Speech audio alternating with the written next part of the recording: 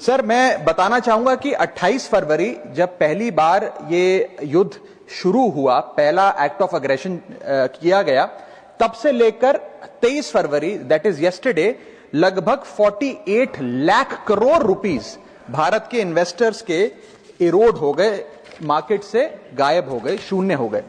एफपीआईज ने 52,000 करोड़ रुपए 1 मार्च से लेकर 15 मार्च के भीतर भारतीय बाजार से निकाल लिया, रुपया 94 पहुंच गया। ये तमाम चीजें एक रूटीन करेक्शन नहीं है सर, ये कॉन्फ्लिक्ट ड्रिवन शॉक है।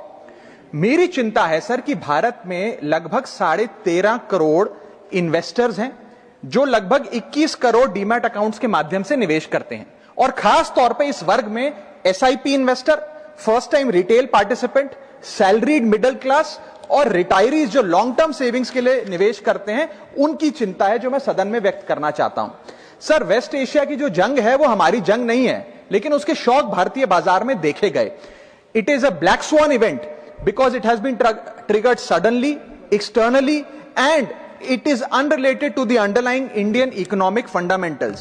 But sir, Bharat may not be failing, but India is certainly being hit by this shock.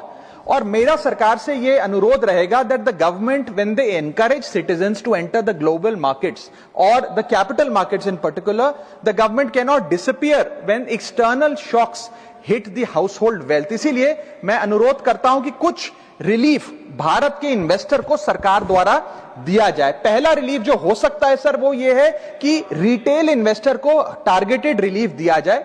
आज जब भारत का कोई इन्वेस्टर बाजार में शेयर खरीदता है, रिटेल इन्वेस्टर, तो उसे ब्रोकरेज, एसटीटी, एक्सचेंज चार्जेस, इस सर्विस चार्ज पर जीएसटी और स्टैंप ड्यूटी देना पड़ता है, और ये सब जूझने के बाद यदि मुनाफा होता है तो 20% short term capital gain tax और 12.5% long term capital gain tax लगता है।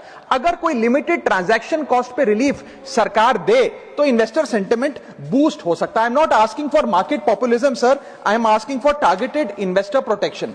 मेरा दूसरा सुझाव है, अगर time bound STT relief retail investor को दिया जाए, एफएनओ सेक्टर को नहीं। एफएनओ सेक्टर में एसटीटी बढ़ाकर सरकार ने अच्छा काम किया, मैं सराहना करता हूं सरकार की, लेकिन रिटेल इन्वेस्टर के लिए अगर एसटीटी का रिलीफ दिया जाए तो एक इन्वेस्टर कॉन्फिडेंस बूस्ट हमारे बाजारों को मिलेगा, भारत के रिटेल इन्वेस्टर को मिलेगा। मेरा थर्ड सुझाव है सर कि कैपिटल लॉस को कैरी फॉरवर्ड करिए। समाप्त कर रहा हूं sir, I just need half a minute. Extend capital loss carry forwards.